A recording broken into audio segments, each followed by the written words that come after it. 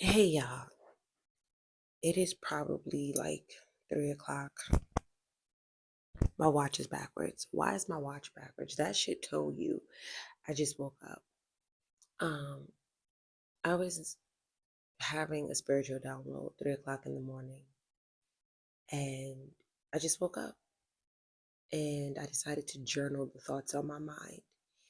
Now I know that this probably won't be the most aesthetically pleasing video, but it's the most raw that I've done in a while, because it came straight download 3 o'clock in the morning. Yeah, I know them 3 o'clock in the morning downloads hit different.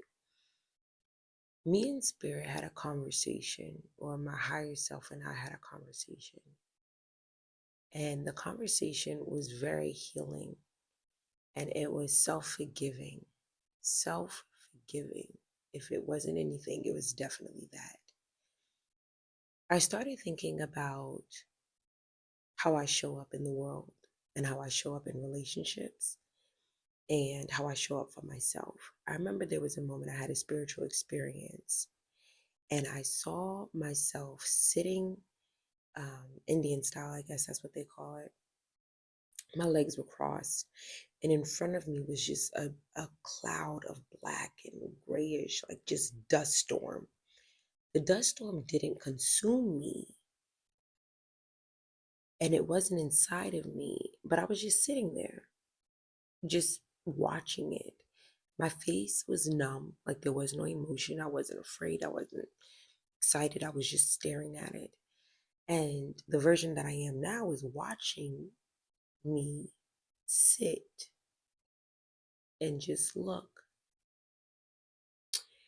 And that stayed with me because I was going to go to her. And for some reason, it was like she knew that I was behind her, but she didn't turn around. It was as if she didn't trust me. And that hit, because I'm over here thinking my inner child didn't trust people. But it's like, no, she doesn't trust the woman that I am today. And I started to question, why would my inner child not trust me when there's so many other people in my life that she could not trust? And why was she sitting down looking at this chaotic storm? But then I wondered, why was the storm not consuming her? When I say I had so many questions, it was ridiculous. I just didn't understand. I didn't understand. So this morning, as I woke up, or from wherever I was sleeping, I don't know, but I got up. Thoughts of my past came to me. And one of the thoughts, or some of the thoughts, was how I would always say I need stimulation. I would say I need stimulation in friendships, relationships. I always just felt like I needed stimulation. And I'm over here thinking I actually needed it. And then something was like reacting. Like I just kept hearing reacting and responding. So I looked it up, what's the difference between the two? Because I think we all have heard don't react, respond. And sometimes I feel like people be trying to be deep, but I really did want to understand. So I looked up the word, and when I looked it up in the simplest terms, reacting is more emotional driven. You don't have a time to pause. It's an immediate response. To respond, I mean, it's an immediate reaction, or how do you know? Let me just look it up, because I don't. Let me just read what I wrote. Reacting is an automatic, emotion driven, and immediate behavior, often based on defense mechanism. I'm looking at my journal. And then responding is when you get to take a beat, okay, and you can have conscious thought. So one is more of a defense mechanism, and the other one is a conscious decision to move the way you want to move. And I started thinking about, how have I been showing up in the world? And how have I been showing up for myself?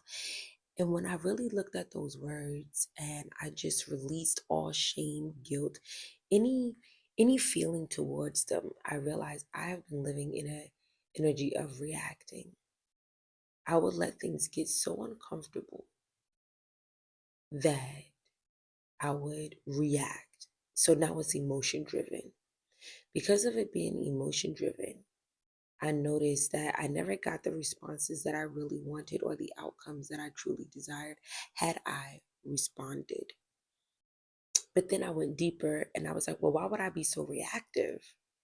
And that's when I saw in my toolbox of my in my spiritual toolbox, I felt like I did not have the tools, or I wasn't given the guidance, or I wasn't taught as a child how to respond correctly. When I started to reflect, I realized that I wasn't raised in an environment where my mom took a pause and responded.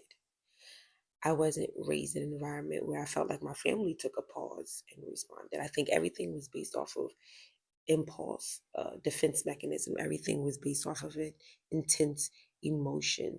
And because the emotion was so intense, we now have to react. Because I felt like I was missing those fundamental life tools, as I got older, I realized that people mistreated me. People I cared about mistreated me because they even saw she doesn't know how to protect herself. She doesn't know how to defend herself. And I didn't. And I had to journal that. I had to get really honest with the fact that because I was not raised with the proper tools to defend or protect, I found myself in situations with friends, with boyfriends, or males, work. I found myself always in environments where I was getting mistreated, whether it was verbally or energetically, I was being mishandled. And what I realized is because I didn't have the proper tools, the way that I did defend or protect myself was I would self soothe. I would think I'm self soothing, but what I was actually doing was I was going deeper and deeper into myself. And because I was going deeper and deeper into myself, I started to hide within myself. Hence, that's where I realized that's why that girl was sitting there, because I placed her there. I placed her there because I did not know how to protect.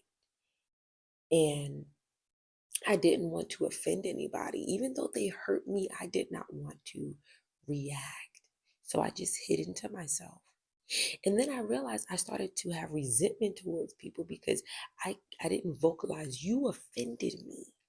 And I did not appreciate that. And that is not acceptable.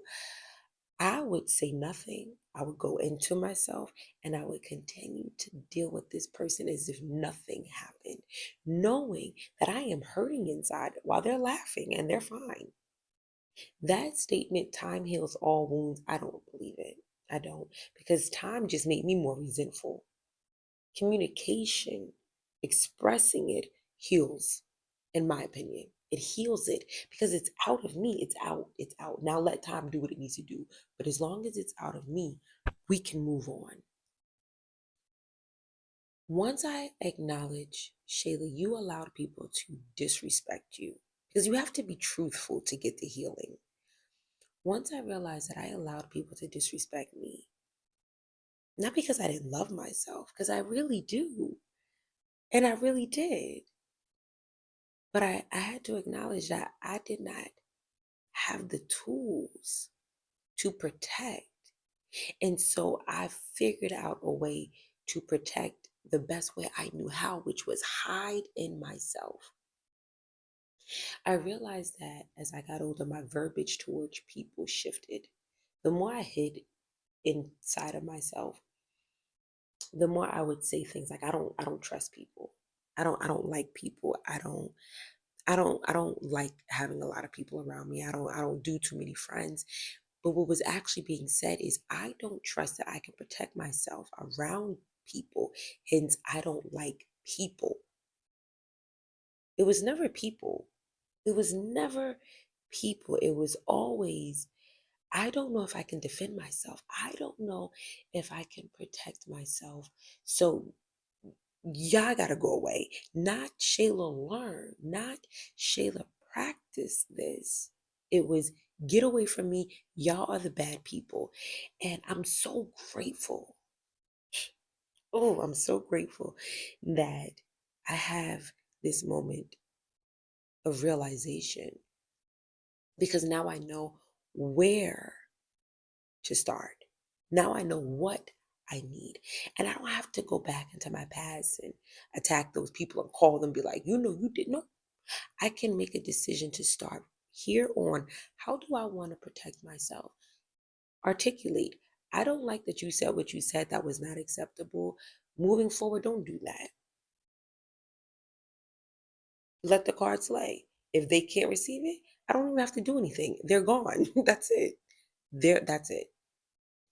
I had to realize that I was using the word stimulate because my nervous system was overactive for years. I was raised by a reactive mother, and she has her own things. But because I was raised by a reactive mother, and that's all that I saw, I also had to acknowledge that she could not teach me how to respond because nobody taught her how to respond to life. And because of that, I had to also let go of the frustration and anger that I had towards her because I'm like, well, why didn't you have the tools? Where it's like, well, that could take a lot of time, Sheila, you being angry with her. That's taking away time for you figuring out how to give yourself the things that you need now. Because we can make a choice, right? We can always go back and be like, well, my mom, my dad, my family didn't. And that could be valid. I'm not one of those people to say these are excuses, get over it. No, all that is very much valid. But what's more impactful to your growth is realizing now it's on you and you have free will to say, okay, I can be angry with them and my anger would be valid. But I'm really curious about how I can show up for myself now. I'm really excited about what I can do for myself now. I'm really intrigued. Like use words that stimulate you in the healthiest way. Because I had a reactive mother who I felt was also conditional, I noticed that I attracted people who were reactive and I couldn't get the the the nurturing that I needed from them. Meaning, I would feel like when people did crazy things to me, they knew they did crazy things to me, so I didn't have to say anything. That was a lie. Because of that, I didn't check people quickly. And I always felt like there was a condition. Like if I said you offended me, then they would not be my friend or they would leave. And leaving hurt me more than them staying there and energetically hurting me. It was like I just didn't want to be left. And because I didn't want to be left, I just felt like I was just enduring. Now that I'm older, I see the residue in the scar tissue, but it's no longer an open wound like it used to be. Because I'm consciously choosing. I'd rather you leave than you have me bleed and you get to skip down the block. We're not doing that anymore. And this is not to say this happened overnight. This is years of me realizing I have literally put me in a corner. And if it had not been for my higher self showing me, look what you're doing to yourself, I probably would have still been putting me in a corner. I probably would have still been shrinking. And something that I had to give myself was forgiveness. I had to acknowledge that it's so easy to hide in yourself when you feel unprepared for the world and you feel so problematic. It's so easy to self neglect and try to figure it out. And then you realize you're sinking. I had to realize that I deserve to be seen, treated with respect. And I know that these may sound very obvious, but when you have felt problematic, when you have felt like you had to be humbled, when you have felt like thinking big would be a threat to the world, reminding yourself that you deserve these things are not as easy as you may think. It's like, no, you kind of embody that energy of I really do deserve to be seen. I actually deserve to say, no, you don't get to treat me that way. No, you don't get to disrespect me. No, I don't like that. And you can I'm realizing that that can be done without intense emotion. It can be done with conscious moments where I had a moment to pause and realize and tap in. I didn't like that. I didn't like that. And that was not okay. And I used to, because I was so reactive, I used to want people to react when I would offend them quickly. It was like, if I say something, I need you to say something back immediately. And I started realizing when I started to desire healing, spirit was bringing people into my life who actually were responsive and not reactive. So it was a trigger because it's like, okay, why are you not reacting? And they're like, well, this is how you actually do it. You actually take a moment and respond. And I'm like, that's what it is? No, that's not right. And now I'm like, wait a second. Maybe they're onto something. Maybe we all need to take a pause and reassess this situation and be like, hey now, okay.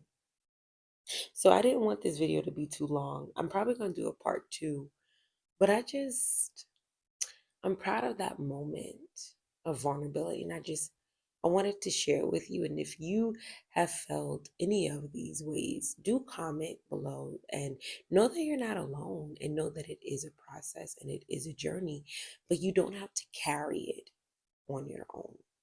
I think I'm going to do a part two. So stay tuned.